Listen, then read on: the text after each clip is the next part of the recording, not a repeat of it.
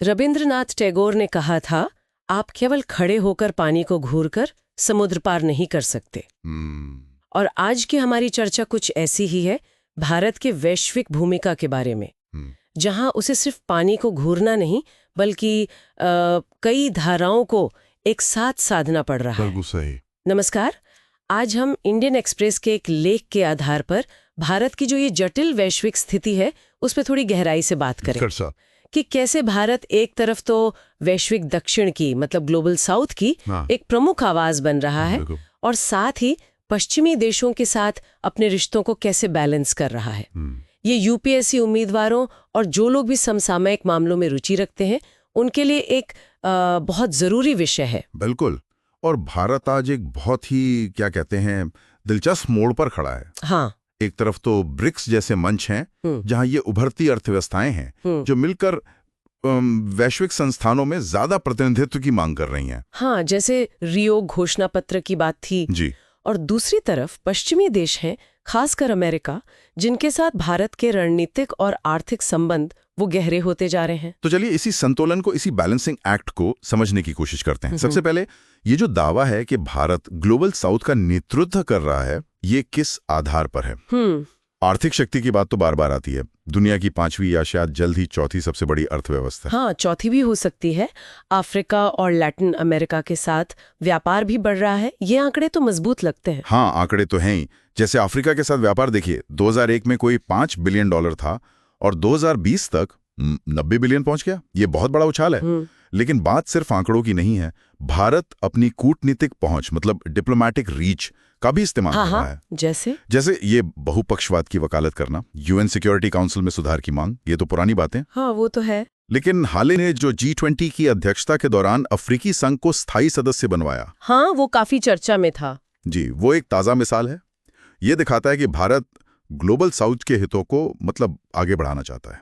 अच्छा, लेकिन क्या ग्लोबल साउथ के दूसरे देश भी भारत को ऐसे ही देखते हैं, मतलब एक लीडर के तौर पर, या उन्हें लगता है कि भारत अपने हित साध रहा है? देखिए, ये सवाल तो हमेशा रहता है। हाँ। नेतृत्व में स्वहित और सामूहिक हित का मिश्रण तो होता ही है। हाँ। जैसे आप सतत विकास की बात करें। हाँ, ISA इंटरनेशनल सोलर अलायंस। जी, या फिर वो 2030 तक 500 gigawatt non fossil fuel energy का लक्ष्य।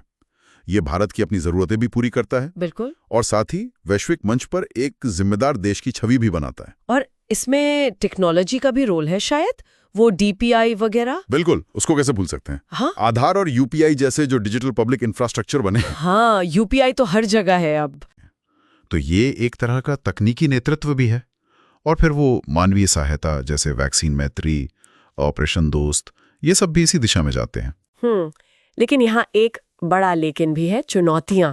बिल्कुल हैं। सबसे बड़ी चुनौती शायद यही बैलेंस साधना है, वो स्ट्रेटेजिक ऑटोनॉमी वाली बात। हाँ, रणनीतिक स्वायत्ता, उसे बनाए रखना और दूसरी तरफ अमेरिका जैसे पश्चिमी देशों से नजदीकियां बढ़ाना, जिनके साथ व्यापार $130 बिलियन का है। जी। रूस यूक्रेन युद्ध पर भारत का जो स्टैंड रहा, वो इसी कश्मकश का एक उदाहरण कह सकते हैं। बिल्कुल कह सकते हैं। और इस कश्मकश को चीन के साथ जो तनाव है और उसकी BRI परियोजना, वो इसे और भी मुश्किल बना देती है। और फिर घरेलू मोर्चे पर भी चुनौतियां हैं। जैसे ऑक्सफैम की रिपोर्ट आई थी भारत में बढ़ती आर्थिक असमानता पर। हाँ, वो आंकड़े तो काफी चौंकाने वाले थे। जी, कि टॉप 1% आबादी के पास नीचे के 70% लोगों की कुल संपत्ति का 4 गुना से ज्यादा है।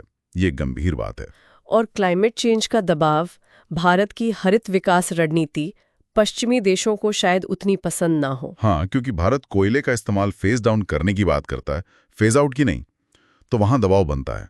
और फिर क्लाइमेट लक्ष्यों के लिए जो पैसा चाहिए वो पश्चिमी देशों से उतना मिल नहीं रहा, ये भी एक बाधा है। तो अगर चुनौतियां इतनी सारी हैं, तो रास्ता क्या है आगे का? क्या ये स्ट्रेटेजिक मल्टी अलाइनमेंट जो एक्सपर्ट्स कहते हैं, हाँ, रणनीतिक बहुसंरेखण, क्या ये वाकई मुमकिन है या ये बस सुनने में अच्छा लगता है? देखिए, आसान तो बिल्कुल नहीं है, लेकिन शायद यही सबसे प्रैक्टिकल रास्ता है इस वक्त। मतलब? शशि थरूर ने एक उपमा दी थी, थाली की तरह, कटोरे की तरह नहीं। अच्छा। मतलब अलग अलग चीजों को एक साथ रखना, बिना किसी एक में पूरी तरह मिल जाए। यानी कि किसी एक गुट से बंधना नहीं। हाँ, बल्कि सबके साथ सक्रिय रूप से जुड़ना, ग्लोबल साउथ के साथ सहयोग बढ़ाना, खासकर टेक्नोलॉजी और डेवलपमेंट में, जैसे DPI मॉडल शेयर करना, और साथ ही पश्चिमी देशों के साथ व्यापार, सुरक्षा, इन मुद्दों पर साझेदारी बनाए रखना। तो एक साथ कई घोड़ों पर सवारी करने जैसा हुआ ये तो। कुछ हद तक कह सकते हैं, लेकिन सधे हुए तरीके से।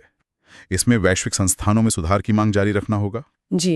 क्लाइमेट चेंज पर बात करते हुए विकासशील देशों की जरूरतों यानी क्लाइमेट जस्टिस को सामने रखना होगा। और रक्षा और सांस्कृतिक कूटनीति, हाँ, उनका भी विस्तार करना होगा। ऐसे व्यापार समझौते करने होंगे जो सबके लिए फायदेमंद हो। तो संक्षेप में कहें तो भारत वैश्विक मंच पर एक तरह से रस्सी पर चल रहा है। हाँ, बिल्कुल। एक तरफ ग्लोबल साउथ की आवाज बनना और दूसरी तरफ पश्चिमी शक्तियों के साथ अपने हितों को साधना, ये बहुत ही नाजुक संतुलन है। बिल्कुल।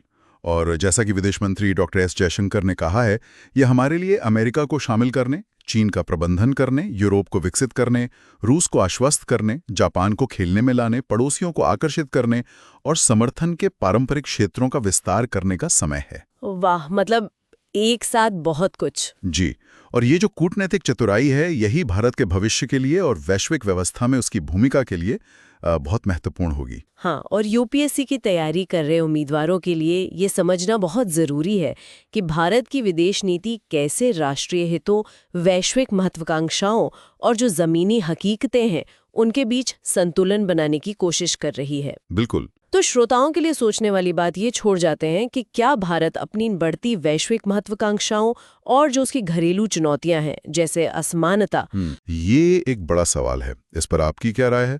अगर आपके कोई सवाल या विचार हों तो नीचे कमेंट्स में जरूर बताइएगा। हाँ, और अगर आपको इंडियन एक्सप्रेस के इस लेख पर आधारित ये गहन चर्चा उपयोगी लगी हो तो प्लीज इसे लाइक करें और हमारे चैनल को सब्सक्राइब करें।